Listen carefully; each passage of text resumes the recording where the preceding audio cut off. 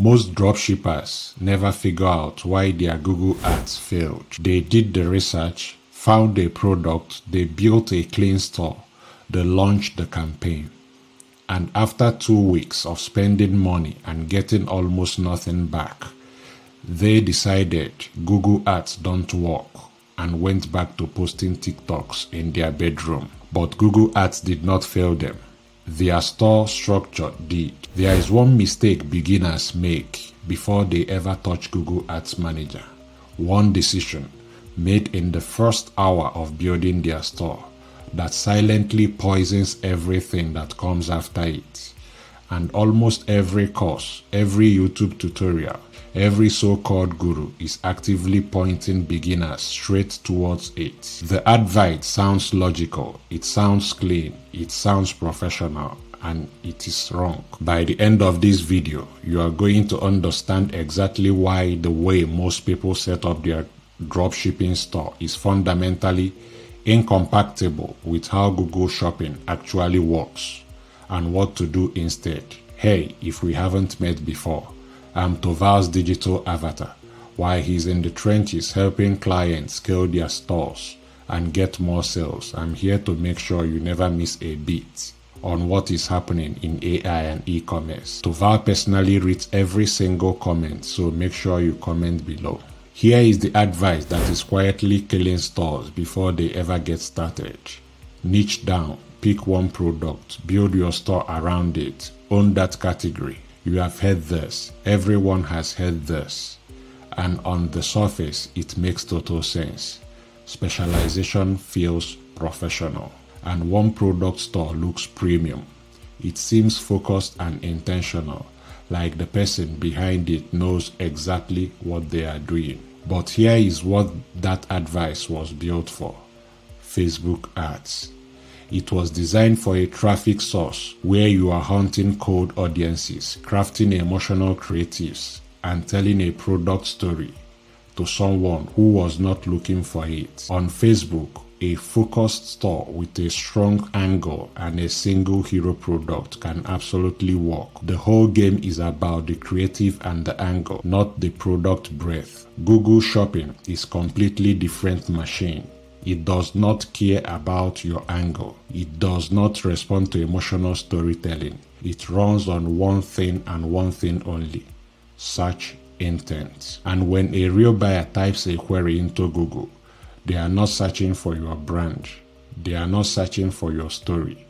They are searching for a product. The question Google is asking in that moment is this: do you have it? A niche store with 15 products says, I have these 15 things. A general store with 300 products says, I probably have what you are looking for. And in a system that rewards breadth because it has more data to optimize against, the general store wins almost every single time. Let me show you how this plays out in practice. Two people launch Google Shopping campaigns on the same day with the same daily budget. Person A has a niche store, pet accessories, 22 products, clean brand, great photography, the complete package. They launch their campaign. Google starts scrolling the product feed.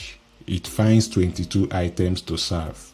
Over first 2 weeks, Google cycles through those products trying to find signals, clicks, conversion, queries that align.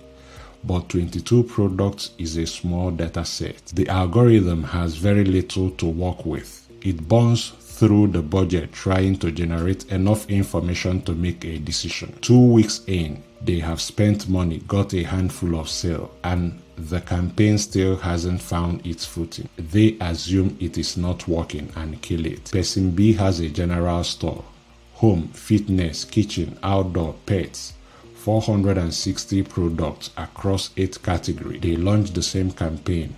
Google crawls the feed and immediately has hundreds of data points to work against. It starts finding which products attract buyer intent queries. Within the first week, patterns emerge. 3 products are driving 80% of the clicks. By week 2, 2 of those 3 are converting. Google doubles down. The budget flows toward what is working. The campaign has found its winners, and it found them fast. because it had enough surface area to run the experiment properly. Same budget, same timeline. One store gave Google 22 chances to find a winner. The other gave it 460. This is not a small difference. This is the difference between a campaign that dies in 2 weeks and one that is still running profitably 6 months after. Now, here is where it gets even more important. Because it is not just about product volume, it's about what product volume allows you to do with your data. When you run Google Shopping with a wide catalog, the data you collect is not just about which products sell. It is about which search queries trigger your ads. It's about which price points attract buyers. It's about which categories have high purchase intent versus high browse intent. Every click is a signal. Every conversion is a lesson. And with a general store, you are collecting all those lessons across a wide enough field that patterns become visible fast. With a niche store, your data is narrow, your signals are weak, and when Google cannot find patterns quickly enough, it defaults to the safest option, which is to show your ads less, charge you more per click, and let the campaign slowly bleed out. I have seen this exact pattern repeat in store after store. The niche store owner spends $200 to $300, gets a handful of sales that do not cover the ad spend, and concludes that Google ads are too expensive for dropshipping.